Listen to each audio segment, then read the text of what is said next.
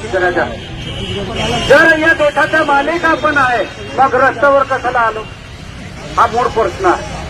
आणि जेव्हा इथे बोलताना बोलले गेले तर 27 आमदार आहे त्याच्यामधला मी एक आहे, 4 खासदार आहे, 26 आमदार दुसरे आहे आणि ते 26 आमदार जे निवडून गेले आहे ते तुमच्या आरक्षणवर आहे।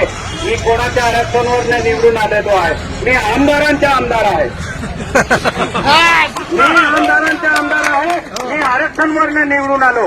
ते मी तुम्हाला माहितीसाठी सांगतो, या 4 अधिवेशन झाले किंवा या 75 वर्षात जे तुम्ही हुशार आमदार निवडून दिले आहे, हुशार खासदार निवडून दिले, त्याने आदिवासींसाठी किती प्रश्न मांडले हे कधी तुम्हाला माहिती आहे का? काही नाही। मग आता हे आपल्या साहेबांनी सांगितलं का आमच्या बरोबर राहणार का? साहेब मी तुम्हाला सांगतो, आमच्या बरोबर राहणार का हे जे शब्द आहे जो आपला आहे, जो आपला आहे त्याच्यासाठी लढा आणि आपला विचाराचा माणूस जोपर्यंत तुम्ही निवडून आणत नाही तोपर्यंत आपण गुलामीमध्ये राहणार नाही। जेव्हा एक गोपीचंद पडळकर सांगतो आहे सरकारला धनगरांच्या आरक्षण द्या, आदिवासी मध्ये द्या, या महाराष्ट्राचे मुख्यमंत्री उपमुख्यमंत्री सांगतो मी धनगरांना देतो, मग आपले आदिवासी 26 आमदार कुठे गेले हा प्रश्न पडतो। मी तुम्हाला सांगतो, आता परवा माझा एक प्रश्न आला होता आणि जेव्हा धनगरांचा विषय आला मी त्या विधानसभामध्ये जाहीरमध्ये सांगितलं आहे, माझा व्हिडिओ बघा, जर तुम्हाला आदिवासींचं आरक्षण पाहिजे तर पहिले आदिवासीच्या पोटात जन्म द्या तेव्हा तुम्हाला आरक्षण देणार हे मी जाहीरमध्ये सांगितलं आहे। मग माझे बाकी 26 आमदार आहेत त्यांच्या मुळावर काय पट्टी लावली आहे? त्यांना काय पट्टी लावली आहे का? म्हणजे आपले जेवढे आरक्षणवर निवडून आले आहेत ते सगळे त्यांच्या पार्टीचे गुलाम झाले आहे म्हणून ते विरोध करत नाही। माझ्या येणारी जे 24 तारीख आहे जे 24 मध्ये आपल्याला विचार करायचे, जो आदिवासी के हित में बात करेगा वो देश पे राज करेगा हे आपल्याला बोलायचे आहे। तेव्हा आपण आदिवासींच्या नोकरीच्या बारामध्ये विषय करतो, अधिसंख्य पदाचे विषय करतो, तर तुम्हाला आम्हाला फक्त माहिती आहे आपण काय सांगतो 12,000 आमच्या 12,500 नोकऱ्या होत्या अधिसंख्य पदावर गेल्या आणि ते नोकऱ्या तेवढ्या नाही आहे। जेव्हा आम्ही इथून आदिवासी एडव्हायझर कमिटीची मीटिंग घेत नाही म्हणून आम्ही तेव्हा गिरवड साहेब आम्ही दिल्लीला गेलो आणि जेव्हा आम्ही ते आदिवासी आयोगाला माझ्या स्वतःची तक्रार दिली तेव्हा त्या आयोगाचे सदस्य आहेत त्याने आम्हाला सांगितले का आमदार साहेब तुम्ही फक्त 12,500 सांगायला आले, त्यांनी या महाराष्ट्रामध्ये 20,500 आपल्या नोकऱ्या या सरकारने देऊन ठेवल्या आहे, लुटले आहे।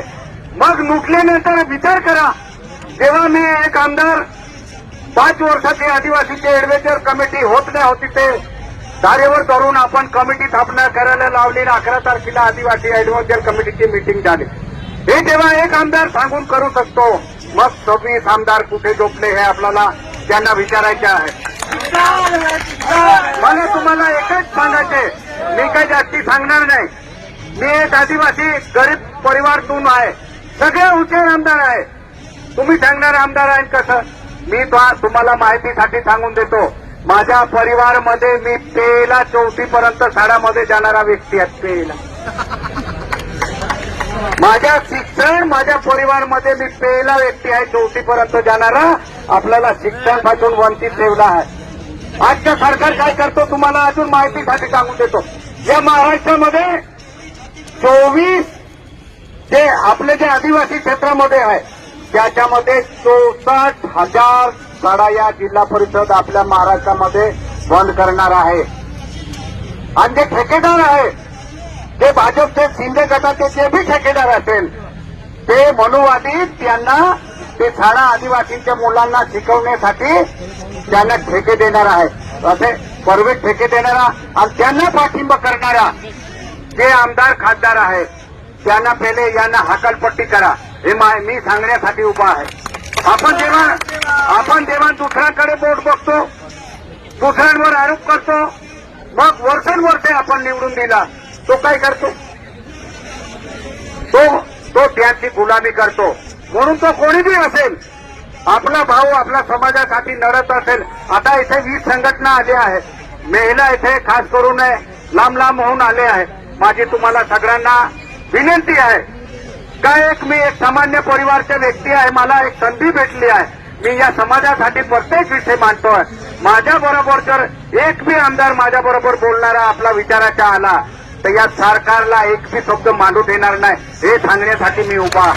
म्हणून बोलण्यासारखं भरपूर आहे. जेव्हा जेव्हा आदिवासींचे विषय आले तेव्हा तेव्हा मी बोलणार.